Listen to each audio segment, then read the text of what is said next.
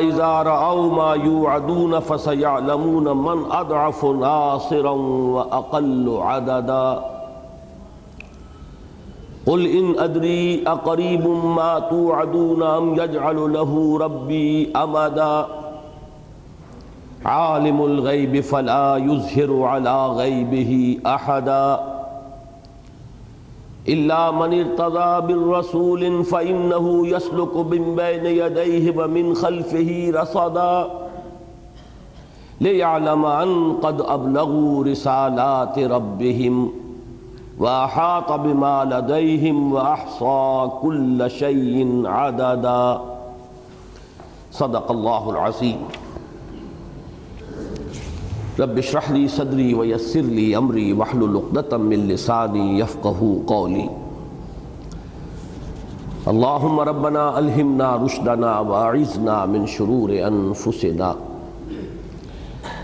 اللهم ارنا الحق حقا وارزقنا اتباعه وارنا الباطل باطلا وارزقنا اجتنابه آمین یا رب العالمین۔ پچھلے درس کے بعد مجھے ایک خیال آیا کہ سورہ جن کا نصف سے زائد حصہ ہم پڑھ چکے ہیں، لیکن ایک بڑی بنیادی اور اہم بحث رہ گئی، اور وہ یہ ہے کہ جنات کو جن کیوں کہا جاتا ہے، وجہ تسمیہ کیا ہے۔ جیم نون، نون کا مادہ عربی زبان میں آتا ہے کسی چیز کے چھپ جانے کے لیے، مخفی ہونے کے لیے، پوشیدہ ہونے کے لیے۔ جنت جس کی جمع جنات ہے، باغات، اس کے لیے بھی یہ لفظ اسی لیے آیا ہے، اسی مادے سے کہ زمین ایک باغ کے نیچے چھپ جاتی ہے، اس پر جو درخت ہیں، پودے ہیں، جو رویدگی ہے وہ زمین کو ڈھانپ لیتی ہے، زمین نظر نہیں آتی۔ یہ آپ کو نظر آئے گا ہوائی جہاز سے سفر کرتے ہوئے کہ کہیں زمین بالکل چٹیل زمین ننگی نظر آ رہی ہے، اریاں زمین، اور کہیں اس زمین کے اوپر گویا کہ سبزے کا ایک لباس ہے جس نے اسے ڈھانپ لیا ہے۔ یہی ڈھانپنے کا مفہوم اس لفظ کا آیا ہے سورہ انعام میں، حضرت ابراہیم علیہ السلام کے ذکر میں فلما جن علیہ اللیل رأى کوکبا، جب رات نے اس پر تاریکی کا پردہ تان دیا تو اس نے دیکھا ایک ستارے کو۔ تو گویا کہ رات کی تاریکی جس میں ہر چیز چھپ جاتی ہے، اس کے لیے بھی لفظ آیا جن علیہ اللیل۔ اسی طرح لفظ جنین کے معنی ہے وہ بچہ جو ابھی رحم مادر میں ہے، نظر نہیں آ رہا۔ یہ تو معلوم ہے کہ وہ بچہ ہے، لیکن یہ کہ وہ نظر نہیں آتا، وہ جنین ہے، اس کی جمع اجنہ ہے۔ وَأَنْتُمْ أَجِنَّةٌ فِي بُطُونِ أُمَّهَاتِكُمْ، یہ قرآن مجید میں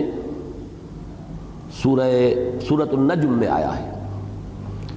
تو جنات بھی چونکہ ہماری نگاہوں سے مخفی ہیں، نظر نہیں آتے، اس لیے ان کے لیے یہ لفظ ان کے بطور علم ان کے لیے استعمال کیا گیا، وہ مخلوق کے جو چھپی ہوئی ہے، نظر نہیں آتی۔ اگرچہ یہی وصف ملائکہ کا بھی ہے، وہ بھی ہمیں نظر نہیں آتے، لیکن یہ کہ ان کا معاملہ اس اعتبار سے وہ ملعق اور علوکا، اس سے وہ لفظ اخذ کیا گیا ہے جس کے معنی ہے پیغام رسانی۔ ان کے لیے بطور علم وہ لفظ لایا گیا کہ ملائکہ ہی در حقیقت اللہ تعالیٰ کے احکامات کو پہنچانے کا ذریعہ بنتے ہیں جملہ مخلوقات تک، اور اس میں سے سب سے نمایاں شے وہ وحی ہے کہ جو انبیاء اور رسل کے پاس ان ملائکہ کے ذریعے سے آتی نہیں۔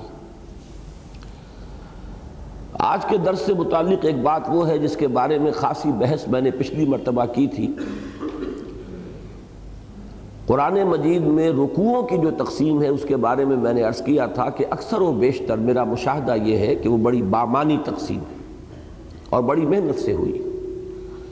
یہی وجہ ہے کہ کہیں یہ رکوع جو ہے وہ سورتوں کی فصیلوں کو نہیں توڑتے، سورتوں کی فصیلیں اپنی جگہ ہیں، ان کے اندر اندر تقسیم ہے، اور وہ تقسیم بھی اس پہلو سے کی گئی ہے کہ اگر اس جگہ پر رکوع کر دیا جائے، اتنا حصہ ایک رکعت میں پڑھا جائے تو بات وہاں کٹے گی نہیں، ٹوٹے گی نہیں، سلسلہ مضمون مکمل ہوگا۔ اس سورہ مبارکہ میں ہم نے جو 15 آیات پچھلے درس میں پڑھی تھیں، اکثر حضرات کی رائے یہ ہے کہ جنات کا جو کلام یہاں نقل کیا گیا ہے، پہلی آیت سے قُلْ أُوحِيَ إِلَيَّ سے، اے نبی کہہ دیجئے مجھ پر یہ وحی کی گئی ہے، أَنَّهُ اسْتَمَعَ نَفَرٌ مِّنَ الْجِنِّ فَقَالُوا إِنَّا سَمِعْنَا قُرْآنًا عَجَبًا۔ اب یہاں سے جو مسلسل کلام تھا وہ گویا کہ اصل میں تو باتیں تھیں کہ جو جنات نے کی تھی جا کر اپنی قوم کے دوسرے جنوں سے، قرآن مجید میں ان کو نقل کیا جا رہا ہے۔ تو اکثر حضرات کی رائے یہ ہے کہ ان کا کلام آیت نمبر 15 پر ختم ہو گیا، لیکن میں نے اشارہ کیا تھا کہ میرے ذہن میں ایک بات ہے جو میں اگلے درس میں اس کو بیان کروں گا، اور اس میں مجھے ابھی مزید تحقیق بھی کرنی تھی۔ اس پہلے رکوع کی جو تقسیم ہمارے مصحف کے اندر ہے، اس کے اعتبار سے 4 آیات ابھی بقایا ہیں۔ رکوع جو ہے وہ 19ویں آیت پر جا کر مکمل ہوتا ہے، لیکن یہ کہ تقسیم مطالب کے اعتبار سے اگر یہ بات سمجھی جائے کہ ملائکہ کا کلام یہاں ختم ہو گیا، اب اللہ تعالیٰ کی طرف سے بات ہو رہی ہے، تو گویا کہ معنوی تقسیم آیت نمبر 15 پر بنتی ہے۔ چونکہ اردو کے اکثر و بیشتر تراجم اور اردو کی اس وقت جتنی بھی تفاسیر ہیں ان میں یہی موقف اختیار کیا گیا ہے، لیکن میرا ذہن اسے قبول نہیں کر رہا تھا۔ جہاں تک پہلی 2 آیات کا تعلق ہے اس کے بارے میں تو اجماع ہے کہ یہ اللہ تعالیٰ کی طرف سے ایک بات آئی ہے 2 آیتوں میں، وَأَن لَوِ اسْتَقَامُوا عَلَى الطَّرِيقَةِ لَأَسْقَيْنَاهُم مَّاءً غَدَقًا لِنَفْتِنَهُمْ فِيهِ وَمَن يُعْرِضْ عَن ذِكْرِ رَبِّهِ يَسْلُكْهُ عَذَابًا صَعَدًا۔ ان کے بارے میں کوئی اختلاف نہیں کہ یہ جنات کے کلام کا حصہ نہیں ہے، بلکہ یہ اللہ تعالیٰ کی طرف سے ایک تبصرہ ہے، تضمین ہے کسی اور کے کلام میں جو ابھی جاری ہو اور اللہ تعالیٰ اسے بیان کر رہے ہوں، نقل فرما رہے ہوں گویا کہ، اور درمیان میں کوئی بات اپنی طرف سے کہہ دیں تو یہ تضمین ہے۔ اس کی مثالیں قرآن مجید میں بہت موجود ہیں، ایک مثال کی طرف میں آج اشارہ بعد میں کروں گا۔ لیکن اس کے بعد کی 2 آیات جو ہیں، وَأَنَّ الْمَسَاجِدَ لِلَّهِ فَلَا تَدْعُوا مَعَ اللَّهِ أَحَدًا وَأَنَّهُ لَمَّا قَامَ عَبْدُ اللَّهِ يَدْعُوهُ كَادُوا يَكُونُونَ عَلَيْهِ لِبَدًا۔ ان دونوں آیات کا جو انداز ہے، جو اسلوب ہے، بالکل جو سابقہ 15 آیتیں ہیں جن میں کہ جنات کا کلام نقل کیا گیا، بعین ہی وہی اسلوب ہے، وہی انداز ہے، وہی انا انہو انا، ہر آیت اسی لفظ سے شروع ہوئی ہے، اور یہاں بھی 2 آیتیں جو ہیں وہ اسی لفظ سے، ان المساجد للہ وانہ لما قام عبد اللہ۔ تو میرا گمان یہ تھا کہ یہ 2 آیتیں جو ہیں یہ بھی جنات کے کلام ہی میں سے ہیں، درمیان میں اللہ تعالیٰ کی طرف سے ایک تضمین ہو گئی ہے جو 2 آیات پر مشتمل ہے۔ میں نے اس ہفتے کے دوران جو تحقیق کی تو سب سے پہلے تو امام رازی کے ہاں مجھے بعض سلف میں سے بعض حضرات کی یہ رائے مل گئی کہ یہ رائے بھی ہے جو پیش کی گئی ہے کہ یہ 2 آیات آخری جو ہے پہلے رکوع کی، یہ بھی کلام جنات ہی میں سے ہے، درمیان میں اللہ کی طرف سے 2 آیتوں پر مشتمل تضمین آئی ہے۔ جدید جو تفاسیر ہیں ان میں سے بھی جو ایک بڑی مشہور اب دور جدید کی تفسیر ہے عربی زبان میں فی ظلال القرآن، تو اس کی بھی سید قطب کی جو تفسیر ہے، اخوان المسلمون کے بہت مشہور رہنما، انہوں نے بڑے جزم کے ساتھ یہ بات کہی ہے۔ زیادہ اور قدیم تفاسیر کو دیکھنے کا مجھے موقع نہیں ملا، اتنا تو موقع نہیں ہوتا، لیکن میرے لیے یہ 2 گواہیاں کفایت کرتی ہیں کہ یہ رائے سلف میں بھی موجود ہے اور جدید تفاسیر میں سے بھی، جن کی اپنی مادری زبان عربی ہے، جو زبان کے جو مزاج ہے اور اس کا جو ایک انداز ہوتا ہے، اس کے اسلوب کو پہچاننے والے ہیں، اگر ان کی طرف سے بھی یہ رائے موجود ہے تو اب میں پورے اطمینان کے ساتھ یہ رائے آپ کے سامنے رکھ رہا ہوں کہ پہلے رکوع کا، اور یہ معلوم ہوتا ہے جنہوں نے رکوعوں کی تقسیم کی ہے ان کے سامنے بھی یہی بات تھی، ورنہ یہ ہے کہ اگر انہوں نے یہ سمجھا ہوتا کہ 15ویں آیت پر جو جنات کا کلام ہے ختم ہو گیا ہے، اب آگے جو ہے اللہ کی طرف سے بات آ رہی ہے براہ راست، تو یہاں پر رکوع کر دیتے اور وہ بڑی عمدہ تقسیم ہوتی کہ 28 آیات میں سے 15 آیات ایک طرف، 13 ایک طرف، جبکہ یہ رکوع کی جو تقسیم ہے کہ 19 آیات ایک طرف، 9 ایک طرف، یہ ظاہر بات ہے کہ بڑی ان ایکول سی تقسیم ہے، لیکن معلوم یہ ہوتا ہے کہ جن حضرات نے یہ رکوعوں کی تقسیم کی ہے ان کے سامنے بھی یہی رائے تھی جس کی بنا پر کہ انہوں نے رکوع کو ختم کیا ہے 19ویں آیت پر۔ اب آئیے کہ ہم ان کا آیات کا لفظ بلفظ مطالعہ کرتے ہیں۔ فرمایا وَأَن لَوِ اسْتَقَامُوا عَلَى الطَّرِيقَةِ لَأَسْقَيْنَاهُم مَاءً غَدَقًا،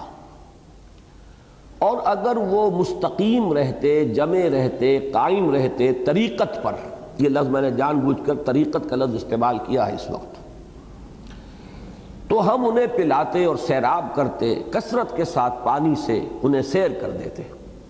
یعنی خوب بارش برساتے، جیسے کہ سابقہ صورت میں آیا تھا یرسل السماء علیکم مدرارا ویمددکم باموال وبنین ویجعل لکم جنات ویجعل لکم انہارا۔ تو در حقیقت پانی ہی چونکہ اس زمین پر مبدأ حیات جو ہے وہ پانی ہے، زندگی کی بنیاد پانی ہے، ہمارا مادہ تخلیق مٹی ہے، لیکن یہ مٹی جب پانی میں گندھی ہے تو اس کے اندر سے پھر حیات کا سلسلہ جو ہے وہ پیدا ہوا ہے۔ اس لیے مبدأ حیات وجعلنا من الماء کل شیء حی، ہم نے ہر شے جو زندہ بنائی ہے تو اس کے اندر زندگی کا جو مادہ ہے وہ پانی سے ہے۔ جعلنا، خلقنا نہیں، جعلنا اور لفظ ہے، خلقنا اور لفظ ہے، مادہ تخلیق اور ہے، لیکن جعل حیات جو ہے وہ در حقیقت پانی کی بنیاد پر ہے۔ تو یہاں مراد یہ ہے کہ اگر یہ طریقت پر مستقیم رہتے، جمے رہتے، کھڑے رہتے، قائم رہتے، تو ہم ان پر اپنی رحمتوں کے ڈونگرے برساتے، ہم انہیں خوب پانی پلاتے، خوب سیراب کرتے، خوب فصلیں ہوتی، خوب باغات ہوتے، انہیں ہر طرح کی غذاؤں سے نوازتے۔ پہلی بات تو یہ کہ سلسلہ کلام سے جوڑیے کہ اصل میں جو آخری حصہ تھا جنات کے کلام کا وہ یہ کہ انہوں نے یہ کہا کہ ہم میں دونوں قسم کے لوگ ہیں، وَأَنَّا مِنَّا الْمُسْلِمُونَ وَمِنَّا الْقَاسِطُونَ، اس سے پہلے بھی آیا تھا وَأَنَّا مِنَّا الصَّالِحُونَ وَمِنَّا دُونَ ذَلِكَ كُنَّا طَرَائِقَ قِدَدًا، وہ جنہوں نے کہا اپنی قوم سے کہ ہم میں اچھے لوگ بھی تھے اور ذرا دوسری قسم کے لوگ بھی، کمتر قسم کے لوگ بھی تھے، ہم طرح طرح سے حصوں میں بٹے ہوئے تھے، مختلف راستوں پر چل رہے تھے۔ معلوم یہ ہوتا ہے کہ یہ دوسری مرتبہ جب دہرا کر انہوں نے کہا کہ وَأَنَّا مِنَّا الْمُسْلِمُونَ وَمِنَّا الْقَاسِطُونَ، تو یہاں گویا کہ اشارہ ہو رہا ہے اس وحی کے سننے کے بعد جو لوگ ایمان لے آئے، ہم میں سے وہ بھی ہیں جنہوں نے اسلام قبول کر لیا، جنہوں نے گویا کہ سر تسلیم خم کر دیا، جنہوں نے تصدیق کی، وَمِنَّا الْقَاسِطُونَ، ہم میں سے وہ بھی ہیں کہ جو کج روی اختیار کر رہے ہیں، ٹیڑھا راستہ، ظلم کا راستہ اختیار کر رہے ہیں۔ فَمَنْ أَسْلَمَ فَأُولَٰئِكَ تَحَرَّوْا رَشَدًا، تو جس نے بھی سر تسلیم خم کیا، اطاعت قبول کر لی، تو اس نے تو جو رشد اور ہدایت اور کامیابی ہے اس کو حاصل کر لیا۔ وَأَمَّا الْقَاسِطُونَ فَكَانُوا لِجَهَنَّمَ حَطَبًا، اور جو ظالم ہیں، کجرو ہیں، وہ تو پھر جہنم کا ایندھن بن کر رہیں گے۔ یہ کلام تھا جنات کا، جس کے بعد اب اللہ تعالیٰ کی طرف سے تبصرہ ہوا وَأَن لَوِ اسْتَقَامُوا عَلَى الطَّرِيقَةِ لَأَسْقَيْنَاهُم مَاءً غَدَقًا، اگر یہ لوگ، اور ان لوگوں سے مراد جنات بھی ہیں، انسان بھی ہیں، اگر اس راہ مستقیم پر قائم رہتے، اب طریقت کے لفظ کو یہاں پہچانیے، کیونکہ ہمارے ہاں یہ لفظ مستعمل ہے شریعت، طریقت، تو در حقیقت شرع اور شارع کہتے ہیں راستے کو، اور طریق بھی کہتے ہیں راستے کو، تو در حقیقت یہ دونوں الفاظ جو ہیں وہ تقریباً ہم مفہوم ہیں، ایک دوسرے کے بہت قریب ہیں۔ یہ تو ہمارا یوسیج ہے، استعمال ہے، کہ ہم نے شریعت کو جو دین کا ظاہری اور قانونی پہلو ہے اس کے ساتھ مختص کر دیا ہے، اور طریقت کو دین کا جو باطنی پہلو ہے، اندرونی احساسات، اس کے ساتھ منسلک کر دیا ہے۔ ورنہ یہ کہ عربی زبان کے اعتبار سے ان دونوں میں کوئی فرق نہیں، اور ہمارے جو صحیح مسلک کے صوفیاء ہیں، محققین، ان کا کہنا یہی ہے کہ شریعت اور طریقت میں قطعاً کوئی فرق نہیں، کوئی طریقت جو شریعت سے آزاد ہو وہ طریقت نہیں، اور وہ شریعت بھی جو طریقت کے ساتھ نہ ہو، اگر باطنی کیفیات نہیں ہے تو وہ ایک ڈھانچہ ہے بے روح۔ نماز ہو رہی ہے، رہ گئی رسم ادا، روح بلالی نہ رہی، رسومات کی شکل ہو جاتی ہے، اس لیے کہ رسم کہتے ہیں ظاہری چیز کو، کسی شے کی علامت، رسم الخط، یہ رسم الخط ہے قرآن مجید کا، جس میں کہ قرآن مجید درج ہے، رسم ظاہری ہے۔ اسی لیے آیا ہے اس حدیث میں جس میں حضور نے خبر دی ہے کہ ایک زمانہ آئے گا کہ لا یبقى من الاسلام الا اسمہ ولا یبقى من القرآن الا رسمہ، ایک زمانہ آئے گا کہ اسلام میں سے اس کے نام کے سوا کچھ نہیں بچے گا اور قرآن میں سے اس کے رسم کے سوا کچھ نہیں بچے گا۔ یہ رسم جو ہے یہ رسم الخط ہے، حروف رہ جائیں گے، الفاظ رہ جائیں گے، حفاظ کو یاد ہوں گے، لکھے ہوئے ہوں گے، بڑے اعلیٰ کاغذوں کے اوپر لکھے ہوئے ہوں گے، آرٹ پیپر پہ چھپے ہوئے ہوں گے، لیکن ان کے معنی، ان کی حقیقت، ان کا مصداق خارج میں عملی ان کی کوئی تصویر، کوئی عملی تفسیر یہ نہیں رہے گی۔ تو فرمایا کہ اگر وہ طریقت، اب یہاں پر الطریقہ کہا گیا ہے، لو استقاموا الطریقۃ، الف لام لگا ہے اس پر، اس خاص راستے پر اگر یہ قائم رہتے ہیں۔ وہ خاص راستہ کون سا ہے؟ میرے نزدیک اس سے مراد ہے وہ عہد الست جو لیا گیا تھا، جس میں کہ توحید کا اقرار ہم کر کے یہاں آئے، الست بربکم قالوا بلی، اور یقیناً اسی نوع کا کوئی اقرار جنات سے بھی لیا گیا ہے۔ تو اس کو تعبیر کیا گیا، اس راہ پر اگر گامزن رہتے، توحید پر قائم رہتے، اگر اس میں ادھر ادھر کی پگڈنڈیاں نہ نکال لیتے، اس میں اوہام کو شامل نہ کر دیتے، اس میں مشرکانہ عقائد کو ملوث نہ کر دیتے، لاسقیناہم ماء غدقا، تو ہماری رحمتوں کی بارش جو ہے ان پر چھاجو برستی، لنفتنہم فیہ۔ لیکن یہاں ایک بہت اہم نقطہ آیا ہے جس پر بعض حضرات نے بڑی طویل بحثیں کی ہیں۔ اس دنیا میں اللہ تعالیٰ کی جو رحمت بھی ہوتی ہے وہ بھی در حقیقت ایک آزمائش کی شکل ہے، اس لیے کہ یہ دنیا اور یہ حیات دنیاوی یہ دار الجزا نہیں ہے، یہ دار امتحان ہے۔ یہاں تو ہر لمحے ہم ایک امتحان سے دوچار ہیں۔ بڑی پیاری نظم ہے علامہ اقبال کی جو بانگ درا میں شامل ہے، زندگی، جس میں ایک شعر وہ بھی ہے کہ تو اسے پیمانہ امروز فردا سے نہ ناپ، جاویداں پہم دواں ہر دم جواں ہے زندگی۔ اور آخری شعر ہے کہ قلزم ہستی سے تو ابراہ مانند حباب، اس زیاں خانے میں تیرا امتحان ہے زندگی۔ اور یہ در حقیقت ترجمانی ہے سورہ ملک کی اس آیت کی کہ ہم نے خلق الموت والحیات لیبلوکم ایکم احسن عملا۔ یہ موت و حیات کا سلسلہ، حیات مسلسل چلی جا رہی تھی، موت کا وقفہ ڈال دیا گیا، اس کے حصے کر دیے گئے تاکہ ایک چھوٹا سا حصہ علیحدہ کر لیا جائے، small chunk of our life, وہ علیحدہ کر لیا گیا تاکہ اس کو ایک امتحانی وقفہ بنا دیا جائے۔ قلزم ہستی سے تو ابراہ مانند حباب، اس زیاں خانے میں تیرا امتحان ہے زندگی۔ آگے چل کر اب زیادہ دور نہیں ہے، سورہ دہر میں بھی یہ مضمون آئے گا، سورہ ملک میں تو آ ہی چکا ہے بڑی وضاحت کے ساتھ، خلق الموت والحیات لیبلوکم ایکم احسن عملا۔ اور ہر لحظہ یہاں امتحان ہے، کبھی اللہ تعالیٰ کچھ دے کر آزماتا ہے، کبھی کچھ چھین کر آزماتا ہے۔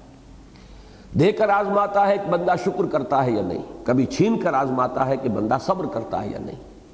ہر حال میں وہ میرے دامن سے وابستہ رہتا ہے یا نہیں، ہر حال میں راضی برضائے رب رہتا ہے یا نہیں۔ کہیں ایسا تو نہیں ہوتا کہ اگر نعمتوں کی بارش ہو تو ہم سے غافل ہو جائے، ہماری طرف سے منہ موڑ لے۔ کہیں ایسا تو نہیں کہ اگر کوئی تکالیف آ جائیں، ہجوم کر جائیں، تو پھر شکوہ اور شکایت کا لفظ زبان پر آ جائے۔ ہر حال میں ہونا یہ چاہیے کہ راضی برضائے رب رہے بندہ، چاہے یہ حال ہو چاہے وہ حال ہو۔ اس میں جو کلائمیکس ہے وہ سورۃ الفجر کی آیت ہے کہ انسان اگر اس دنیا کے اندر بدلتے ہوئے حالات کو چاہے، توحید مکمل ہے اس کی کہ وہ اللہ ہی کی طرف اس کو منسوب کر رہا ہے، فَأَمَّا الْإِنسَانُ إِذَا مَا ابْتَلَاهُ رَبُّهُ فَأَكْرَمَهُ وَنَعَّمَهُ فَيَقُولُ رَبِّي أَكْرَمَنِ۔ انسان کا عجیب حال ہے کہ جب اس کا رب اس کو خوب نعمتیں دیتا ہے، آزماتا ہے اس صورت میں کہ نعمتیں دیتا ہے، خوب اس کو اکرمہ عزت دیتا ہے، فیقول ربی اکرمن، تو وہ کہتا ہے مجھے رب نے عزت دے دی، باعزت بنا دیا، میرا اعزاز فرمایا۔ اب دیکھیے شرک یہاں نہیں ہے، وہ سب سے بڑی گمراہی جو ہے اس سے تو انسان بچا ہوا ہے، میرے رب نے مجھے عزت دی، شرک نہیں ہے، توحید موجود ہے، توحید میں کہیں کوئی اس میں کوئی خلا نہیں، کوئی نقص نہیں۔ وَأَمَّا إِذَا مَا ابْتَلَاهُ فَقَدَرَ عَلَيْهِ رِزْقَهُ فَيَقُولُ رَبِّي أَهَانَنِ۔ اور جب دوسری شکل میں اللہ تعالیٰ امتحان لیتا ہے کہ اس پر اس کے رزق کو تنگ کر دیتا ہے، ناپ تول کر دینے لگتا ہے، تھوڑا تھوڑا ایشو کرتا ہے. اس لیے کہ قدرہ کے معنی جو ہے وہ یہی ہے، اندازے سے دینا شروع کر دینا. ایک ہے بغیر حساب آ رہا ہے، اور ایک یہ کہ اب ناپ تول کر کے آ رہا ہے. فَيَقُولُ رَبِّي أَهَانَ، تو وہ کہتا ہے میرے رب نے تو مجھے ذلیل کر دیا. اب ان دونوں جملوں میں توحید اور شرک کے اعتبار سے کوئی کمی نہیں ہے کہ کوئی گمراہی کی آپ نشاندہی نہیں کر سکتے. اللہ نے عزت دی اور اللہ نے ہی ذلیل کر دیا. لیکن فرمایا کلا، ہرگز نہیں. یہاں نفی کس اعتبار سے ہو رہی ہے کہ ابھی ہدایت کا ایک درجہ اور ہے. تم یہاں مال و دولت اگر مل گیا ہے تو سمجھ رہے ہو کہ یہ عزت ہے، اعزاز ہے، حالانکہ یہ بھی امتحان ہے. اور اگر کہیں تنگی آ گئی تم سمجھ رہے ہو یہ توہین اور تذلیل ہے، حالانکہ یہ بھی توہین اور تذلیل نہیں ہے، یہ بھی امتحان ہے. یہ دونوں کیفیات اس اعتبار سے برابر ہیں کہ یہ بھی امتحانی کیفیت، وہ بھی امتحانی کیفیت. ایک درجہ اس سے بھی اوپر ہے ہدایت کا. لَتَرْكَبُنَّ طَبَقًا عَنْ طَبَقٍ، ہدایت بھی درجہ بدرجہ آتی ہے. سب سے بڑی گمراہی تو یہ ہوتی کہ انسان یہ کہتا کہ مجھے نعمتیں ملی ہیں، یہ تو لکشمی بائی کی کرپا ہو گئی، فلاں دیوتا راضی ہو گیا، اس کی نظر عنایت ہے، مجھے یہ سب کچھ مل گیا. اب یہ تو ضل ضلالا بعیدا، یہ گمراہی کی بہت دور کی شکل ہے. اور کہیں اگر کوئی تکلیف آ گئی، فلاں دیوتا ناراض ہو گیا، معلوم ہوتا ہے کہ فلاں دیوی یا دیوتا کی نگاہ کرم ہم سے پھر گئی ہے، دو قربانیاں، آؤ کوئی ڈنڈوت کرو، کوئی تلافی کرو، راضی کرو. تو یہ تو سمجھئے کہ یہ گمراہی ہے دور کی. اس گمراہی سے آدمی چلا تو پہلا درجہ جو آیا ہدایت کا وہ توحید ہے کہ اس نے یہ کہا کہ مجھے نعمت ملی تو اللہ نے میرا اعزاز اور اکرام فرمایا، مجھ پر تکلیف آئی، تنگی آئی تو اللہ نے مجھے ذلیل کر دیا. تو اس کے اعتبار سے تو یہ ہدایت ہے. لیکن ابھی یہ تیسری سیڑھی کو دیکھیں گے تو یہ بھی ابھی گمراہی ہے. وہ تیسری سیڑھی کیا ہے کہ یہ دونوں حالتیں مساوی ہیں، یہ دونوں حالتیں امتحان ہیں، دونوں میں اللہ آزما رہا ہے. ابھی ایک چوتھی سیڑھی ہے، یہ سب سے اونچی ہدایت ہے. اس تک تو یوں سمجھیے کہ اخص الخواص پہنچ پاتے ہیں، عام لوگوں تک کی اس تک رسائی نہیں ہے. اور وہ یہ ہے کہ یہ سمجھا جاتا ہے عام طور پر کہ اگر مفلسی ہے، احتیاج ہے، دنیاوی حالات کی تنگی ہے تو یہ امتحان شاید زیادہ کڑا ہے، زیادہ سخت ہے. اور اگر فراوانی ہے اور دولت ہے اور عزت ہے تو یہ امتحان شاید ہلکا ہے، آسان ہے. حقیقت یہ ہے چوتھی سیڑھی جو ہے ہدایت کی کہ اصل میں امتحان بھاری جو ہے وہ دولت کا امتحان ہے. اگر اللہ تعالیٰ زیادہ دیتا ہے، عزت دیتا ہے، وجاہت دیتا ہے، یہ امتحان زیادہ سخت ہے، زیادہ مشکل ہے. اگر تنگی ہے، مصیبت ہے، تکلیف ہے تو یہ امتحان آسان ہے. اس لیے کہ تنگی میں اور مصیبت میں لامحالہ انسان کا رجوع اللہ کی طرف ہوتا ہے، جبکہ محتاط ہے، فراوانی ہے، عزت ہے تو اس میں بہت شدید اندیشہ ہے غفلت کا. تو معلوم یہ ہوا کہ نتیجے پر اگر نگاہ ہے تو اس کے اعتبار سے یہ امتحان کے دولت ہو اور اس کے انبار ہو اور فراوانی ہو، یہ زیادہ مشکل امتحان ہے بنسبت اس کے کہ تکلیف ہو یا کوئی دنیا میں احتیاج کا معاملہ ہو. اس کے حوالے سے یاد رکھیے امام احمد ابن حنبل رحمۃ اللہ علیہ کا وہ واقعہ کہ ایک زمانے میں حکومت جو ہے تشدد کر رہی تھی، شدید ترین عتاب میں آئے ہوئے ہیں، مار پڑ رہی ہے، جیلوں میں ٹھوسا ہوا ہے. اور الفاظ یہ آتے ہیں روایات میں کہ وہ مار ماری گئی ہے کہ اگر ہاتھی کو بھی وہ مار ماری جاتی تو بلبلا اٹھتا، لیکن کبھی کوئی آنسو جو ہے آنکھ سے نہیں ٹپکا. لیکن جب حالات بدل گئے اور اب دار الخلافہ جو ہے یا بیت الخلافت، وہاں سے اب آ رہے ہیں اشرفیوں کے توڑے لے کر ایک شخص آیا ہے، تھیلی لے کر آیا ہے کہ یہ خلیفہ نہیں، کیونکہ خلیفہ بدل گیا، اب حالات جو ہے حکومت کے تبدیل ہو گئے. تو جب وہ تھیلی پیش کی ہے ان کی خدمت میں اشرفیوں کی، تب رو پڑے کہ اے اللہ میں اس امتحان اور آزمائش کے قابل نہیں ہوں. یہ امتحان کہیں زیادہ سخت ہے، کہیں مشکل ہے. تو ان چار درجوں کو اگر اللہ تعالیٰ توفیق دے تو یاد رکھیے. اب دیکھیے ریلیٹیو، یہ جو تھیوری آف ریلیٹیوٹی ہے یہ ہر جگہ چلتی ہے. سب سے اونچے درجے کے اعتبار سے دوسرا درجہ بھی گمراہی کا ہے، پھر اس کے اعتبار سے تیسرا درجہ اور گمراہی کا ہے، اور جو سب سے نیچے ہے وہ تو خیر گمراہی ہے ہی ہے. نیچے سے چلیں گے تو پہلے کے مقابلے میں دوسرا بھی ہدایت پر مشتمل ہے کہ آپ نے اگر دنیا میں خیر ملا، بھلائی ملی تو اسے اللہ کی طرف منسوب کیا، اللہ نے مجھے عزت دی، شرک سے تو بچ گئے۔ اگر تکلیف آئی، مصیبت آئی تو اس کو بھی اللہ کی طرف منسوب کیا، اللہ نے مجھے ذلیل کر دیا، شرک سے تو بچ گئے۔ اس کے مقابلے میں ہدایت پر آ گئے۔ لیکن اس سے اوپر کی ہدایت ہے یہ کہ آپ ان دونوں کے اندر کوئی فرق و تفاوت ہی نہ کریں، دونوں امتحان کی کیفیات ہیں، نہ یہ عزت ہے نہ وہ ذلت ہے۔ یہی سورہ تغابن کی اس آیت کا مفاد ہے، ذالک یوم التغابن، ہار اور جیت کا فیصلہ تو اس دن ہوگا۔ اس دن جو بری ہو گیا عزت اس کے لیے ہے، اور اس دن جو جہنم میں جھونک دیا گیا ذلت اس کے لیے ہے۔ چاہے دنیا میں قارون کی دولت اس کے پاس رہی اور فرعون اور نمرود کا اقتدار جو ہے اسے حاصل رہا ہو۔ اور سب سے اوپر یہ ہے کہ اصل کڑا امتحان جو ہے، حضور کی حدیث یاد کر لیجئے، ما قل و کفا خیر مما کثر و الہا، جو کم ہو لیکن کفایت کر جائے، بنیادی ضرورتیں پوری ہو جائیں، کسی کے سامنے ہاتھ نہ پھیلانا پڑے، وہ کہیں بہتر ہے اس سے کہ جو کثیر ہے لیکن غافل کر دینے والی شے۔ جہاں کثرت ہوگی، بہتات ہوگی، غفلت آ جائے گی۔ تو فرمایا کہ اگر یہ ہمارے اس طریق مستقیم پر چلتے رہتے، قائم رہتے، رواں دواں رہتے، شاہراہ توحید سے ادھر ادھر کی پگڈنڈیوں میں نہ بھٹکتے، لاسقیناہم ماء غدقا، لیکن یہ نہ سمجھنا کہ یہ دار الجزا کے طور پر ہے یہ دار امتحان ہی، اس میں بھی ہم آزماتے، لنفتنہم فیہ، نعمتیں بھی آتی ہیں تو وہ بھی امتحان کے لیے، وہ مزید آزمائش کے لیے۔ اس لیے بھی کہ دیکھیے انسان، جیسے کہ ہمارا ہے تعلیم کا نظام، جس نے پرائمری کا امتحان پاس کر لیا اب وہ ہائی اسکول میں جائے گا، پھر امتحان ہے، 5ویں کا، 6ٹھی کا، 7ویں کا، مڈل کا، پھر امتحان ہی امتحان ہے، کڑے سے کڑے امتحان آتے چلے جائیں گے۔ اس پر مجھے یاد آیا کہ ایک اچھی تحریر ایک وقت میں میرے قلم سے نکلی تھی حج کے موضوع پر، اور حضرت ابراہیم علیہ السلام کا جو ایک خاکہ ہے حیات دنیاوی کا، کہ کس کس طرح کے امتحانات میں سے حضرت ابراہیم علیہ السلام گزرے ہیں کامیابی کے ساتھ، جس پر ایک بڑا جامع تبصرہ جو ہے وہ سورہ بقرہ میں ہے۔ وَإِذِ ابْتَلَىٰ إِبْرَاهِيمَ رَبُّهُ بِكَلِمَاتٍ فَأَتَمَّهُنَّ، اور یاد کرو جب کہ ابراہیم کو آزمایا اس کے رب نے بڑی بڑی باتوں میں، تو وہ ان سب میں پورا اترا، اس نے سب کو پورا کر دیا۔ تو تدریجاً جو امتحان آئے،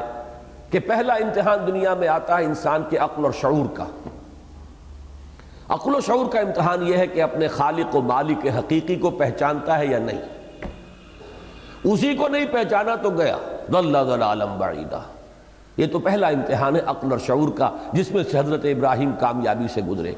کہ گھٹا ٹوپ اندھیرے سے کفر اور شرک کے۔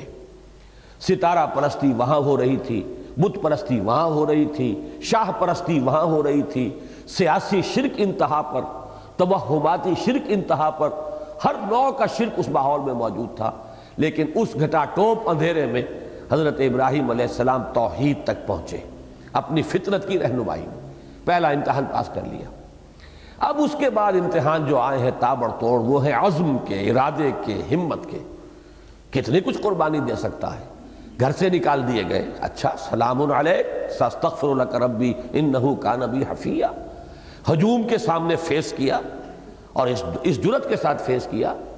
کہ ان کو لاجواب کر دیا ہے۔ رجعوا الی انفسہم، خود انہوں نے اپنے گریبانوں میں جھانک کر کہا کہ ابراہیم جو کہہ رہا ہے ٹھیک کہہ رہا ہے، اصل میں تو ہم ہیں جو غلط بات پر ہیں۔ لیکن پھر انہوں نے اپنی حمیت جاہلی کو مجتمع کیا، فیصلہ کہ ایسے آگ میں ڈال دو۔ شہنشاہ کے دربار میں پیشی ہوئی، وہاں پر جو مجادلہ کیا ہے وہ سورہ بقرہ کے اندر موجود ہے، جس طرح ترکی بترکی جواب دیے ہیں۔ جب بادشاہ نے کہا کہ حضرت ابراہیم نے فرمایا میرے رب وہ ہے جو جلاتا ہے اور مارتا ہے، بادشاہ نے کہا کہ دیکھو ابھی 2 آدمیوں کو بلایا جیل میں سے، ایک کی گردن اڑا دی، ایک کو آزاد کر دیا، دیکھو یہ اختیار میرے پاس بھی ہے، ایک کو میں نے مار دیا، ایک کو میں نے معاف کر دیا۔ تب پھر کہا ہے کہ اچھا اللہ تعالیٰ تو لاتا ہے سورج کو مشرق سے، فَأْتِ بِهَا مِنَ الْمَغْرِبِ فَبُهِتَ الَّذِي كَفَرَ۔ پھر آخری امتحان آیا ہے، کم سے کم دارالکفر کا آخری امتحان کہیے، کہ آگ میں جھونک دیے گئے۔ لیکن یہ ہے کہ اللہ تعالیٰ نے استقامت عطا فرمائی، بے خطر کود پڑا آتش نمرود میں عشق، عقل ہے محو تماشائے لبے بام ابھی۔ پھر اس کے بعد ہجرت ہے، ملک کو خیر بات کہنا ہے، قدم قدم پر امتحان۔ اور آخری امتحان یوں سمجھیے کہ جو سب سے کڑا امتحان ہے، کہ بیٹا اب جوان ہوا ہے اور اکلوتا بیٹا ہے، 13 برس کی عمر کو پہنچا ہے، اس وقت اس بیٹے کو اللہ تعالیٰ کے حکم سے ذبح کرنے کے لیے تیار ہو گئے۔ تو معلوم ہوا قدم قدم پر امتحان ہے، ایک کو پاس کریں گے تو اگلا آئے گا۔ تو لنفتنہم فیہ ومن یعرض عن ذکر ربہ یسلکہ عذابا صعدا، اور جو کوئی اعراض کرے گا اپنے رب کے ذکر سے۔ اب یہاں ذکر سے مراد کیا ہے؟ اس کا مصداق اتم تو یہی قرآن ہے جس سے بات شروع ہوئی ہے۔ اس مقام کو بھی اس اعتبار سے نوٹ کر لیجئے کہ ذکر کا مصداق اول، مصداق اتم قرآن ہے۔ بات کہاں سے شروع ہوئی تھی؟ قل اوحی الی انہ استمع نفر من الجن فقالوا انا سمعنا قرآنا عجبا یہدی الی الرشد فآمنا بہ۔ تو جو کوئی بھی اعراض کرے گا ہمارے ذکر سے، اور اعراض کا لفظ خاص طور پر ثابت کر رہا ہے کہ یہاں ذکر سے مراد قرآن ہے۔ ایک ہوتا ہے کہ کوئی شخص ذکر نہیں کر رہا، یہ بالکل دوسری بات ہے۔ اعراض عن الذکر، کسی شے کو قبول نہیں کر رہا، کسی شے کو اختیار نہیں کر رہا، اور وہ شے کون سی ہے سوائے قرآن کے؟ تو فرمایا وَمَن يُعْرِضْ عَن ذِكْرِ رَبِّهِ يَسْلُكْهُ عَذَابًا صَعَدًا، اللہ تعالیٰ اس کو چلائے گا، وہ رب اس کو چلائے گا یا داخل کرے گا ایک ایسے عذاب میں جس میں اضافہ ہوتا چلا جائے گا۔ صعود کہتے ہیں چڑھنے کو، سَأُرْهِقُهُ صَعُودًا، یہ سورہ مدثر میں آیت آ جائے گی۔ تو صعدہ وہ عذاب، چڑھتا عذاب جس کی شدت میں اضافہ ہوتا چلا جائے گا۔ اس لیے کہ یہ تو انسان کی طبیعت کا خاصہ ہے کہ بری حالت جو ہوتی ہے اس سے بھی وہ رفتہ رفتہ پھر ایڈجسٹ کر لیتا ہے، پھر اس کے اندر وہ سختی اسے محسوس نہیں ہوتی۔ لہذا اس سختی کے احساس کو برقرار رکھنے کے لیے عذاب کی شدت میں مسلسل اضافہ ہو، عذاباً صعدا۔ یہ یسلک ہو کا لفظ جو یہاں پر آیا ہے تو نوٹ کر لیں، سلکا کے معنی چلنا بھی ہے اور چلانا بھی ہے۔ گویا کہ باب افعال میں اسلاک، اسلکا یسلکو اور سلکا یسلکو، ان میں کوئی فرق نہیں ہے، یہ دونوں ایک ہی معنی جو ہے اس کے اندر، دونوں معنی اس لفظ میں موجود ہیں۔ اسی طرح سلکا کے معنی داخل ہونا بھی ہے اور داخل کرنا بھی ہے۔ اس کی مثالیں قرآن مجید میں موجود ہیں۔ یہاں پہ یسلک ہو کا ترجمہ یہ بھی کیا جا سکتا چلائے گا، جیسے کہ سورہ زمر میں فرمایا گیا الم تر ان اللہ انزل من السماء ماء فسلکہ ینابیع فی الارض، کیا تم نے دیکھا نہیں، غور نہیں کیا کہ اللہ تعالیٰ آسمان سے پانی برساتا ہے، پھر چلا دیتا ہے انہیں زمین کے اندر چشموں کی صورت میں، رواں کر دیتا ہے چشموں کی صورت میں۔ تو یہاں سلکہ کے معنی چلا دینا، رواں کر دینا، اور داخل کر دینے کا مفہوم اس کے لیے بھی قرآن مجید میں سورہ مومنون کی آیت نمبر 27 میں جو حضرت نوح علیہ السلام کے حالات بیان ہوئے انہی میں آیا ہے فَاسْلُكْ فِيهَا مِن كُلِّ زَوْجَيْنِ اثْنَيْنِ وَأَهْلَكَ، اس کشتی کے اندر اے نوح اب داخل کر دو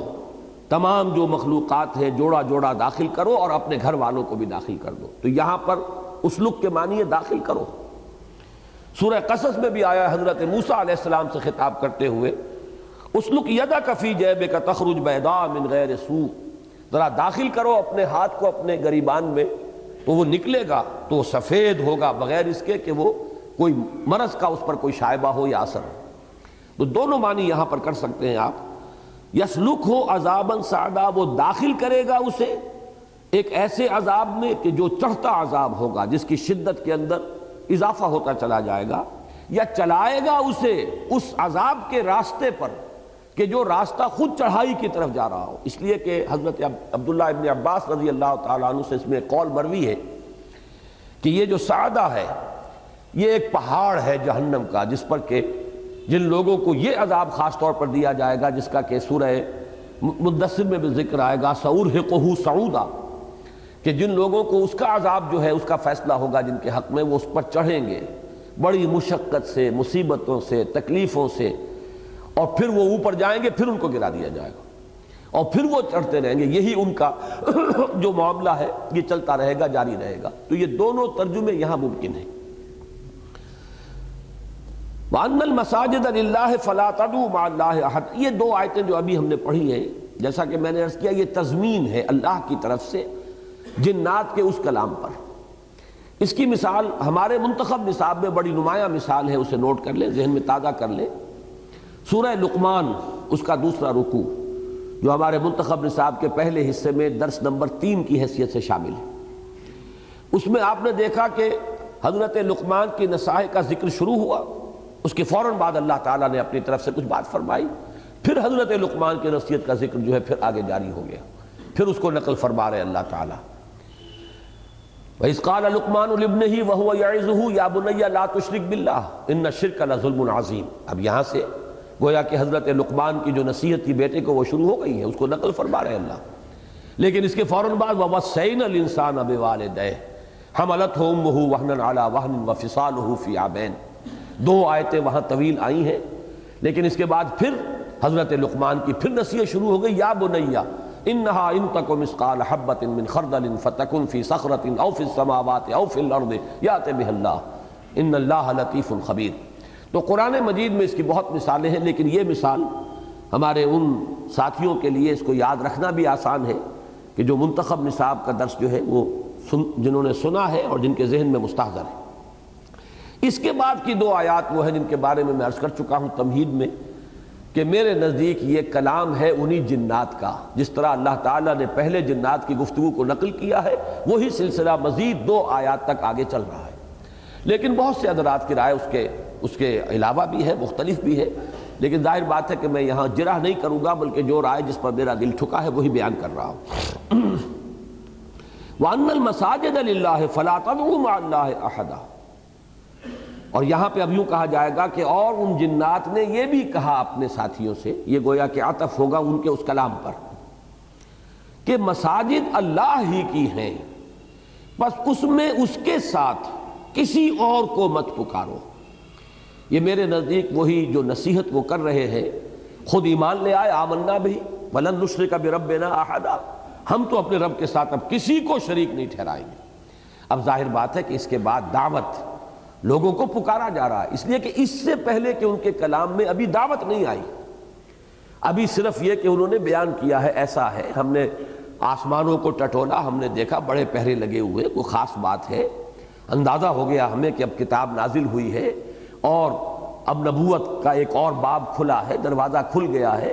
جو کافی عرصے سے بند تھا، 600 برس سے بند تھا، اور ہم نے بھی یہ سمجھا تھا جیسے اوروں نے سمجھا کہ شاید اب یہ دروازہ مستقلاً بند ہو چکا ہے، وہ تو وہی نازل ہوئی ہے اور کتاب عجیب جو ہے وہ ہم نے سنی ہے، ہم اس پر ایمان لے آئے۔ اور یہ کہ ہمارے بڑے بڑے لوگ جو ہیں انسانوں میں سے بھی اور جنات میں سے بھی بڑی اللہ تعالیٰ پر غلط باتیں جو ہے جڑتے رہے ہیں، ہم نہیں گمان کرتے تھے کہ انسان اور جن اللہ تعالیٰ پر بھی جھوٹ باتیں گھڑ کر منسوب کر دیں گے۔ یہ ساری باتیں جو ہیں یہ گویا کہ وہ جو بھی صورتحال تھی اس کی تعبیر، اور دیکھو ہم میں پہلے بھی تھے، اچھے بھی تھے برے بھی تھے، اور پھر یہ کہ اب اس کے بعد بھی کچھ لوگ ایمان لے آئے ہیں، کچھ اپنی اسی کجروی پر برقرار ہے، یہاں تک بات آئی تھی۔ لہذا گویا کہ ابھی ایک خلا تھا، وہ خلا کہ جو سورہ احقاف میں صراحت کے ساتھ آیا، اس طرح پورا کیا گیا ہے کہ انہوں نے کہا یا قومنا اجیبوا داعی اللہ، اے ہماری قوم فوراً لب کو قبول کرو اور لبیک کہو اللہ کی طرف بلانے والے کی پکار پر۔ تو یہ خلا ہے کہ جو ان 2 آیات جو آ رہی ہیں ان کے ذریعے سے پر ہو رہا ہے۔ وہ اپنے ساتھیوں سے کہہ رہے ہیں، وہ اپنی قوم سے ان المساجد للہ، مسجدیں تو اللہ کی ہیں، فلا تدعوا مع اللہ احدا، تو دیکھو ان مساجد میں اللہ کے سوا کسی اور کو، اللہ کے ساتھ کسی اور کو مت پکارو۔ اس میں ایک تو یہ نوٹ کرنے کا ہے کہ مع اللہ احدا ہے، گویا کہ شرک کا جو میں نے ہمیشہ بیان کیا ہے، بارہا یہ بات وضاحت کے ساتھ سامنے آئی ہے کہ شرک کے معنی ہی یہ ہے کہ ایک بڑے اللہ کو مان کر اس کے ساتھ چھوٹے چھوٹے آلہہ شامل کیے جائیں۔ شرک کے معنی یہ نہیں ہے کہ اللہ کا انکار ہو۔ جتنے بھی نظام دنیا میں مشرکانہ رہے ہیں ان میں یہ قدر مشترک ہے کہ ٹاپ پر جا کر وہ مانتے ہیں کہ ایک ہے، دیویاں دیوتا بے شمار ہیں، لیکن مہادیو وہ تو ایک ہی ہے، مہادیو تو 2 نہیں ہے، مہادیو، مہا کا لفظ بتا رہا ہے، سب سے بڑا دیو، سب سے بڑا دیوتا مہادیو وہ تو ایک ہی ہے۔ اسی طرح آپ کو معلوم ہے یورپ میں چاہے وہ یونان کی مائتھولوجی ہو اور چاہے وہ رومیوں کی مائتھولوجی ہو، جو کوئی بھی مائتھولوجی ہے، علم الاسنام ہے، تو ان کے گاڈز اینڈ گاڈیسز چھوٹے جی سے لکھے جاتے ہیں، وہ گاڈ چھوٹے جی سے، گاڈز اینڈ گاڈیسز وہ بے شمار ہے، ان کی کوئی گنتی کر ہی نہیں سکتا، لیکن جب کیپٹل جی سے گاڈ لکھا جاتا ہے وہ ایک ہی ہے، وہ دو نہیں ہے۔ اور اس کے بارے میں ہمیشہ یہ رہا ہے کہ اس کی صفات کمال اومنی پوشنٹ، اومنیشینٹ، اومنی پریزنٹ، وہ ہر جگہ موجود، ہر شے کا علم رکھنے والا اور ہر شے پر قادر۔ یہی معاملہ عرب میں تھا۔ اللہ، اس لفظ پر بحث ہوئی ہے کئی مرتبہ۔ ایک رائے تو یہ ہے کہ یہ اللہ کا اسم علم ہے، مجھے اس سے اتفاق نہیں ہے۔ مجھے دوسری رائے سے اتفاق ہے کہ یہ الالہ بنا ہے، الہ الالہ، الالہ اللہ بن گیا ہے۔ یہ دونوں لام مدغم ہو گئے ہیں اور بیچ کا حمزہ جو ہے وہ اس میں سے غائب ہو گیا ہے۔ تو یہ ہے اصل میں سب سے بڑا خدا۔ آلہہ الہ کی جمع ہے، یہ بالکل وہی بات ہے جو گاڈ کیپٹل جی والا اور گاڈز اینڈ گاڈسز یہ چھوٹے جی سے، یا دیویاں اور دیوتا اور مہادیو، تو یہی تصور ان کا تھا۔ آلہہ بے شمار ہے، اللہ وہ ایک ہی ہے، اس میں کہیں کوئی شریک نہیں ہے۔ تو ہمیشہ مشرکانہ نظام میں جب آپ جائیں گے ٹاپ پر تو پھر توحید آ جائے گی۔ اور یہی در حقیقت ان کا جو دور جاہلیت میں جو تلبیہ تھا، یہ تلبیہ جو حاجی لبیک تلبیہ پڑھتے ہیں، یہ ترانہ حج ہے، لبیک اللہم لبیک، لبیک لا شریک لک لبیک، ان الحمد والنعمت لک والملک لا شریک لک۔ اس کے بعد وہ اضافہ کرتے تھے الا شریکا تملکہ وما ملک، اے اللہ تیرے ساتھ کوئی شریک نہیں ہے سوائے اس شریک کے کہ جس کے اوپر تجھے ہی قابو حاصل ہے اور جو کچھ اس کے پاس اختیار ہے وہ بھی تیرا ہی ہے۔ تو معلوم ہوا کہ توحید کے شاہراہ سے ایک پگڈنڈی علیحدہ کی، لیکن لامحانہ اسے پھر توحید کی طرف موڑنا پڑا، اس لیے کہ یہ آلہہ جو ہیں یہ بھی اللہ تعالیٰ کی قدرت سے باہر تو نہیں ہے۔ تو معلوم ہوا کہ یہ تو فطرت انسانی کی وہ شے ہے کہ جس سے کوئی رستگاری ممکن نہیں ہے، کہ اندر ایک اللہ کے لیے ہماری فطرت کے اندر، ہماری روح کے اندر گواہی موجود ہے۔ اسی لیے میں نے کہا تھا الطریقہ، اس سے مراد کیا ہے؟ شاہراہ توحید، جس کی گواہی جو ہے فطرت انسانی میں ہے، جو در حقیقت یاد ہے اس عہد الست کی، الست بربکم قالوا بلی، وان المساجد للہ فلا تدعوا مع اللہ احدا۔ تو گویا کہ یہاں جو حکم دیا جا رہا ہے اللہ کے ساتھ کسی کو مت پکارو۔ اصل شرک ہے پکارنا، اچھی طرح سمجھ لیں، بڑا باریک فرق ہے۔ لوگ کچھ مغالطے لوگوں کو ہو جاتے ہیں، خاص طور پر ہمارے ایک ساتھی پرانے بہت غلط رخ پر پڑ گئے، ڈاکٹر عثمانی صاحب اور ان کے ماننے والے اور ان کے جو معتقدین ہیں حزب اللہ کے نام سے، وہ لوگ جو ہیں انتہا درجے کی انتہا پسندی کی طرف چلے گئے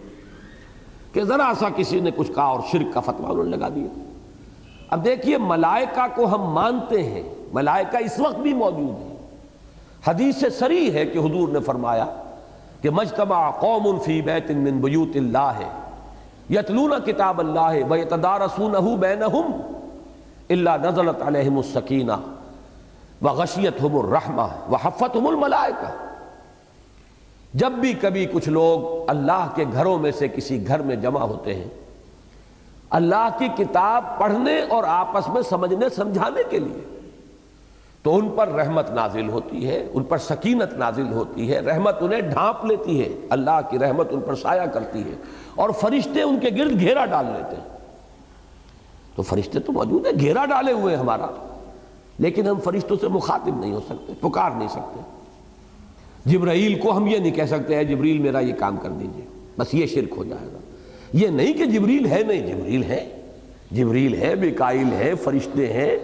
دو فرشتے تو شاید ہم میں سے ہر ایک جو ہے اپنے ساتھ لیے پھر رہا ہے، لیکن ان کو آپ خطاب نہیں کر سکتے، ندا نہیں کر سکتے، ان سے دعا نہیں کر سکتے، ان کو پکار نہیں سکتے۔ پکارو اللہ کو۔ اب اللہ کس کے ذریعے سے آپ کا کام کراتا ہے؟ آپ کو اس سے کیا غرض؟ آپ کو آم کھانے ہیں یا پیڑ گننے ہیں؟ اللہ کسی فرشتے سے کرائے۔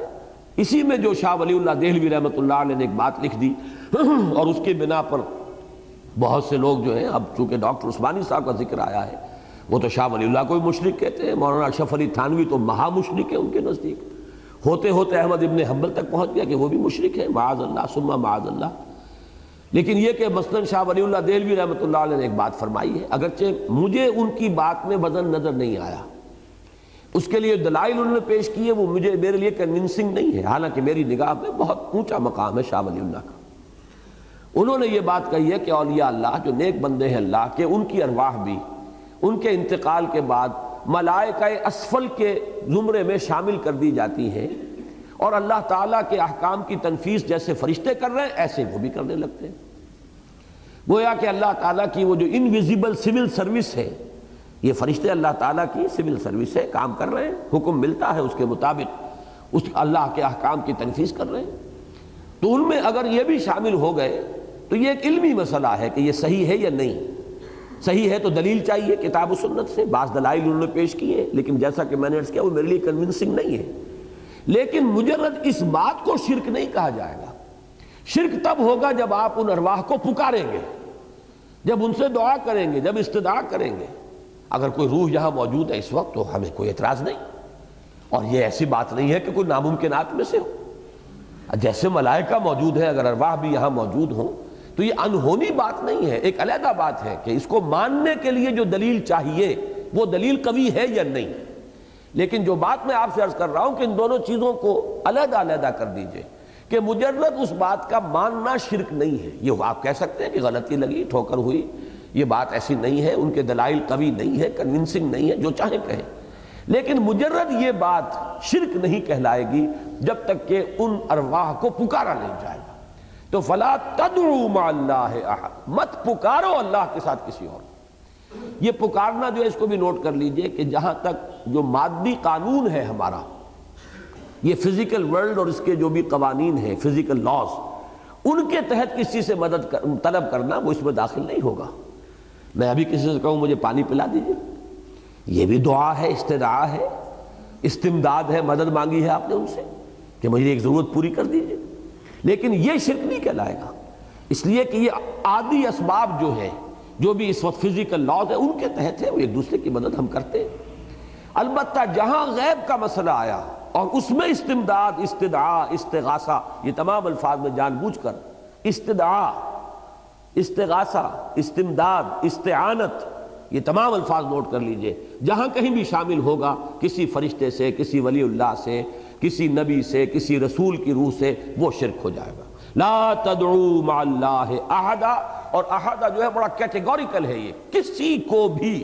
اللہ کے ساتھ پکارنے میں شامل مت کرو۔ اب یہاں ایک تفسیری مسئلہ بھی ہے کہ مساجد سے مراد کیا ہے۔ ایک تو سیدھی سی سامنے کی بات ہے کہ تمام مساجد اللہ کی ہے، جو بھی مسجد ہے۔ ایک رائے یہ ہے کہ اس سے خاص طور پر مراد ہے خانہ کعبہ، مسجد حرام۔ اس کے لیے دلائل موجود ہیں، اس لیے کہ سورہ بقرہ میں بھی فرمایا گیا وَمَنْ أَظْلَمُ مِمَّنْ مَنَعَ مَسَاجِدَ اللَّهِ أَنْ يُذْكَرَ فِيهَا اسْمُهُ وَسَعَى فِي خَرَابِهَا أُولَٰئِكَ مَا كَانَ لَهُمْ أَن يَدْخُلُوهَا إِلَّا خَائِفِينَ۔ اور یہاں بھی ظاہر بات ہے، جن حضرات کو بھی وہ مقام مستحضر ہے ان کے علم میں ہے کہ مراد وہاں پر مسجد حرام ہے، اس لیے کہ قریش اس کے اوپر مسلط ہو کر بیٹھ گئے تھے، مسلمانوں کو وہاں داخلے کی اجازت نہیں تھی۔ تو ان لوگوں سے بڑھ کر ظالم کون ہوگا جنہوں نے اللہ کی مسجدوں کو روک دیا ہے یا آڑ بن گئے ہیں اس سے کہ اس میں اللہ کا ذکر کیا جائے۔ تو یہ جو ہے در حقیقت اشارہ ہو رہا ہے قریش جس طریقے سے مسلمانوں کو روک رہے تھے مسجد حرام میں آنے سے۔ تو اگرچہ صیغہ جمع کا آیا ہے وَمَنْ أَظْلَمُ مِمَّنْ مَنَعَ مَسَاجِدَ اللَّهِ، لیکن مراد یہاں پر ایک ہی مسجد ہے، یعنی مسجد حرام۔ اسی کی ایک مثال سورہ توبہ میں بھی ہے، چنانچہ اس کی آیت نمبر 17 میں فرمایا گیا مَا كَانَ لِلْمُشْرِكِينَ أَن يَعْمُرُوا مَسَاجِدَ اللَّهِ شَاهِدِينَ عَلَىٰ أَنفُسِهِمْ بِالْكُفْرِ۔ وہ لوگ کہ جو اپنے اوپر کفر کی گواہی دے رہے ہوں، دھڑلے کے ساتھ کفر کر رہے ہوں، ان کا یہ حق نہیں ہے کہ وہ اللہ کی مسجدوں کو آباد کرے اور اس کے متولی بن کر بیٹھ جائے۔ گویا کہ قریش کا جو قبضہ تھا، تسلط تھا خانہ کعبہ پر، مسجد حرام پر، اس کے خلاف مسلمانوں کے جذبات کو ابھارا جا رہا ہے کہ وہ ظالم ہے، لہذا مسجد حرام کو ان کے تسلط سے آزاد کرانا، لبریشن آف کعبہ، یہ تمہارا فرض ہے۔ یہاں پر بھی مساجد اللہ کا لفظ آیا، لیکن اسی صورت میں انما المشرکون نجس فلا يقربوا المسجد الحرام بعد عامهم هذا، بات واضح کر دی گئی کہ مراد مسجد حرام تھی۔ یہ مشرک نجس ہیں، اب ان کو یہ حق حاصل ہی نہیں ہے کہ اس سال کے بعد وہ اس مسجد حرام میں داخل بھی ہو سکے۔ تو یہاں پہ ایک رائے یہ ہے کہ اس سے مراد خاص طور پر کعبہ، مسجد حرام ہے۔ ایک رائے حضرت حسن بصری کی ہے رحمۃ اللہ علیہ، وہ فرماتے ہیں کہ کل روئے زمین جو ہے وہ اللہ کی مسجد کے حکم میں ہے، لہذا یہاں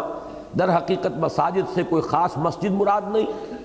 اور جو خاص طور پر مسجدیں بنائی جاتی ہیں اللہ کی عبادت کے لیے وہ ان تک بھی اس کے مفہوم کو محدود نہیں رکھنا چاہیے۔ کل روئے ارضی، اس لیے کہ حدیث میں یہ الفاظ آئے ہیں وَجُعِلَتْ لِيَ الْأَرْضُ مَسْجِدًا وَطُہُورًا، حضور نے فرمایا کہ مجھے چند باتوں میں خصوصی امتیاز حاصل ہے بقیہ تمام انبیاء سے، ان میں سے ایک یہ بھی ہے کہ میرے لیے تو پوری زمین کو مسجد اور پاکی حاصل کرنے کا ذریعہ بنا دیا گیا۔ تیمم جو ہے، زمین کی مٹی سے ہم تیمم کر کے، چاہے وہ بڑی ناپاکی ہو چاہے چھوٹی ناپاکی ہو، اگر پانی نہیں ہے تو یہ مٹی جو ہے فَتَيَمَّمُوا صَعِيدًا طَيِّبًا، پاک مٹی کی طرف رجوع کرو۔ تو حضور فرماتے ہیں کہ یہ معاملہ اللہ نے یہ سہولت صرف میرے ساتھ کی ہے، میری امت کے ساتھ، کہ پوری زمین کو میرے لیے مسجد بھی بنا دیا گیا اور پاکی حاصل کرنے کا ذریعہ بھی بنا دیا گیا۔ حضرت حسن بصری رحمۃ اللہ عنہ سے ایک اور قول بھی نقل ہے کہ مساجد یہاں مسجد کی جمع نہیں ہے، مسجد کی جمع ہے، جیم کے زبر کے ساتھ، اور یہ ہے مصدر یعنی سجدہ، کہ یہ سجدے صرف اللہ کے لیے روا ہیں اور کسی کے لیے سجدہ جائز نہیں۔ اور ایک آخری رائے وہ چونکہ اہم ہے وہ میں عرض کر دوں، حضرت سعید ابن جبیر رضی اللہ تعالی عنہ سے یہ مروی ہے ان کا قول کہ اس سے مراد مساجد سے سجدہ گاہیں یعنی ہمارے وہ اعضاء ہیں جو سجدے میں زمین پر ٹکتے ہیں، اور آپ کو معلوم ہے کہ سجدے میں دونوں ہاتھ زمین پر ٹکتے ہیں، دونوں گھٹنے، دونوں پاؤں اور پیشانی، یہ 7 اعضاء ہیں جن پر کہ سجدہ ہوتا ہے، یہ ہے مسجد، یہ ہے در حقیقت سجدہ گاہیں۔ تو یہاں گویا کہ معنی یہ ہوگے کہ جسم اللہ نے عطا کیا ہے، یہ تمام اعضاء تمہارے اللہ کے دیے ہوئے ہیں، ان المساجد للہ، اب یہ سجدے کی حالت میں زمین پر نہیں لگنے چاہیے مگر صرف اللہ کے لیے، واللہ اعلم۔ وَأَنَّهُ لَمَّا قَامَ عَبْدُ اللَّهِ يَدْعُوهُ قَعَدُوا يَكُونُونَ عَلَيْهِ لِبَدًا، میرے نزدیک یہ بھی ابھی انہی جنات کا کلام ہے کہ انہوں نے اپنے ہم قوم جنوں سے یہ کہا کہ ہم عجیب منظر دیکھ کر آئے ہیں، انہو لما قام عبداللہ، کہ جب وہ اللہ کا بندہ کھڑا ہوتا ہے، جب کھڑا ہوا اللہ کا بندہ، یدعوہ، اسے پکارنے کے لیے، قادو یکونون علیہ لبدا، تو ایسا ہوا کہ شاید کہ وہ ہجوم کر کے اس پر پل پڑیں گے۔ لبدا اور لوبدا در حقیقت ایک ہی معنی ہے۔ یہ لوبدا کا لفظ سورہ بلد میں آیا، اہلکت مالا لوبدا، میں نے ڈھیروں مال خرچ کر دیا، اور لبدتن کی جمع ہے یہ، لبدا اور لوبدا۔ لبدا کہتے ہیں کسی شے کا تہ برتہ ہونا، کسی شے کا آپس میں گتھم گتھا ہونا، جیسے خوشے ایک دوسرے کے اندر پیوست ہو گئے ہوں کسی درخت کے یا کسی پودے کے، تو اسے بھی لبدا یا لوبدا کہا جائے گا۔ تو یہاں پر جس طریقے سے حضور صلی اللہ علیہ وسلم پر کفار ہجوم کرتے تھے، اس آیت کے حوالے سے میں پچھلی مرتبہ عرض کر چکا ہوں کہ زمانہ نزول اس سورت کا اور سورہ نوح کا اور سورہ معارج کا یہ بالکل ایک معلوم ہوتا ہے۔ اس میں بھی ہے فَمَا لِلَّذِينَ كَفَرُوا قِبَلَكَ مُهْطِعِينَ عَنِ الْيَمِينِ وَعَنِ الشِّمَالِ عِزِينَ، کیا ہو گیا ان کافروں کو کہ اے نبی آپ کی طرف یہ لپکے ہوئے آتے ہیں، گروہ در گروہ یہ آتے ہیں، جھپٹتے ہوئے آتے ہیں، گویا کہ آپ کی تکہ بوٹی کر دیں گے۔ اور واقعہ میں سنا چکا ہوں کہ ایک مرتبہ تو بالفعل ایسا ہوا ہے، اور صرف اس طرح حضور کی جو ہے اس وقت اللہ تعالیٰ نے شکل بنائی ہے بچانے کی کہ حضرت ابو بکر آ گئے درمیان میں، تو انہوں نے حضور کو چھوڑ دیا، حضرت ابو بکر کو اتنا مارا ہے کہ یہ سمجھ کر چھوڑا ہے کہ اب ان کی جان نکل چکی ہے۔ تو یہ حالات ہوتے تھے اور بارہا ہوتے تھے۔ ابو جہل نے جو کیا یہ آئے گا آخری پارے میں، آ جائے گا سورہ علق میں، کہ وہ روکتا تھا، دھمکاتا تھا حضور کو، اور اسی کے ذریعے سے یہ بھی ہوا ہے کہ ایک مرتبہ اس شخص نے چادر کو بل دے کر ایک رسی کی شکل دی اور گلے میں پھندا ڈالا، جبکہ حضور نماز کے لیے کھڑے ہوئے تھے مسجد حرام میں۔ ایک مرتبہ جب سجدے میں تھے آپ، تو آپ کے شانے کے اوپر، گردن کے اوپر اونٹ کی اوجھڑی لا کر رکھوا دی گئی۔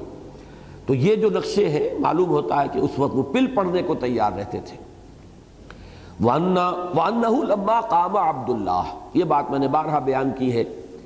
کہ حضور پر جب بھی کہیں قرآن مجید میں عنایت اور شفقت کا ذکر آتا ہے تو وہاں لفظ عبد آتا ہے، اور یہاں بھی چونکہ ایک صورت ایسی تھی کہ وہ فرشتے گویا کہ بڑے ہمدردی کے انداز میں اور حضور صلی اللہ علیہ وسلم کے ساتھ ایک تعلق خاطر کے انداز میں بیان کر اللہ کا بندہ، تو یہ گویا کہ حضور کا وہ امتیازی شان ہے، ترہ امتیاز ہے کہ عبد کامل ہے محمد الرسول اللہ صلی اللہ علیہ وسلم،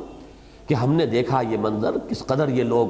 ظالم ہو چکے ہیں، کس قدر ان کے کان جو ہے بند ہو چکے ہیں ہدایت کے لیے، ان کے دلوں کے دروازے جو ہے وہ ان پر تالے پڑ گئے ہیں، ام علی قلوب اقفالھا، ان کے دلوں پر تالے پڑ گئے ہیں، کہ ہم نے یہ منظر دیکھا انہ لما قام عبداللہ یدعوہ، یہ یدعوہ کو بھی نقل کیجئے، نوٹ کیجئے کہ یہ جب کہ وہ پکارتا ہے اللہ کو، کھڑا ہوتا ہے پکارنے کے لیے، اس سے وہ حقیقت سامنے آ جائے گی کہ نماز کی اصل روح جو ہے وہ دعا ہے۔ الدعاء مخ العبادہ، الدعاء هو العبادہ، اور سب سے بڑی دعا سورہ فاتحہ دعا ہی تو ہے، اہدنا الصراط المستقیم صراط الذین انعمت علیہم غیر المغضوب علیہم ولا الضالین۔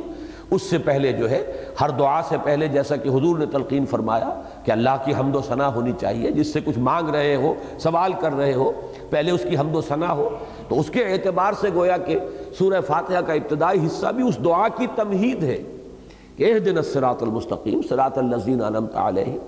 باقی حضور سے تو آپ کو معلوم ہے کہ سجدے میں بھی دعائیں ثابت ہیں، اگرچہ ہمارے ہاں وہ فقہی اعتبار سے مسلک ہے مختلف کہ وہ دعا جو ہے وہ صرف نوافل میں تو سجدوں وغیرہ میں سب لوگ قائل ہے کہ مانگی جا سکتی ہے، لیکن یہ کہ فرائض میں تاکہ لوگوں کا جو ہے وہ زیادہ انتشار نہ ہو جائے، ایک جمعیت جو ہے ایک شکل پر برقرار رہے، تو فرائض کے اندر جو ہے بعض لوگ اس کو پسند نہیں کرتے، لیکن یہ کہ حضور تو سجدے میں بھی دعا مانگتے تھے، پھر دونوں سجدوں کے مابین بیٹھتے تھے تو دعا مانگتے تھے، تو نماز تو در حقیقت وہ گویا کہ سب سے عمدہ شکل ہے دعا کی، اور یہاں لفظ قامہ آیا ہے تو گویا کہ ہے تو نماز کا معاملہ، انہو لما قام عبداللہ یدعوہ، اور یہ کہ جب اللہ کا وہ بندہ کھڑا ہوا اللہ کو پکارنے کے لیے، اللہ سے دعا کرنے کے لیے، مناجات کرنے کے لیے۔ اور نوٹ کیجئے کہ علامہ اقبال نے بھی اس کے لیے لفظ پریئر استعمال کیا، دی میننگ آف پریئر ان اسلام، غالباً چوتھا ان کا جو لیکچر ہے ان 6 لیکچرز میں سے، تو وہ پریئر دعا، الدعاء مخ العبادہ، اور بڑی پیاری تعبیر ہے ان کی کہ وہ کہتے ہیں کہ اس پریئر میں، اس دعا میں، اس نماز میں انائے صغیر انائے کبیر کے روبرو آتی ہے۔ یہ چھوٹی انا ہے ہماری انا، میں، ایک بڑی انا ہے وہ لامتناہی انا ہے، جس کے لیے مجھے جب بھی یہ مضمون آتا ہے سورہ طٰہٰ کی آیت یاد آ جاتی ہے، اننی انا اللہ لا الہ الا انا فاعبدنی، جس قدر تکرار اس میں ہوئی ہے اننی انا اللہ لا الہ الا انا، تو یہ انانیت کبریٰ ہے، یہ انا ہے دی انفائنائٹ ایگو، انا لامحدود، اور ایک ہمارے اندر انا ہے میں، یہ بھی ہے انا ہے، یہ ہے محدود انا، دی فائنائٹ ایگو۔ تو فائنائٹ ایگو روبرو آتی ہے اور کلام، ہم کلام ہوتی ہے اس انفائنائٹ ایگو سے۔ یہی ہے در حقیقت ذکر کی وہ صورت۔ قرآن مجید تو مجسم ذکر ہے، لیکن ذکر کی شکل سب سے جامع وہ نماز ہے اور پریئر ہے اور دعا ہے، اس اعتبار سے کہ اس میں ہم کلام، دیکھیں ذکر یہ بھی ہے سبحان اللہ سبحان اللہ سبحان اللہ، اس میں خطاب نہیں ہے، ہم کلامی نہیں ہے، آپ ایک خبریہ جملہ کیسا کہہ رہے ہیں اور تکرار کر رہے ہیں، یہ بھی مفید ہے، تکرار می کنے ما ہرچے خواندہ ایم فرام کردہ ایم اللہ حدیث دوست کے تکرار بھی کنے، تو یہ بھی ذکر ہے، اس میں کوئی شک نہیں۔ جب نماز میں ہم کہتے ہیں سبحان ربی الاعلیٰ سبحان ربی الاعلیٰ سبحان ربی الاعلیٰ سبحان ربی العظیم سبحان ربی العظیم، یہ بھی ذکر ہے، لیکن یہ ذکر جو ہے یہ غائبانہ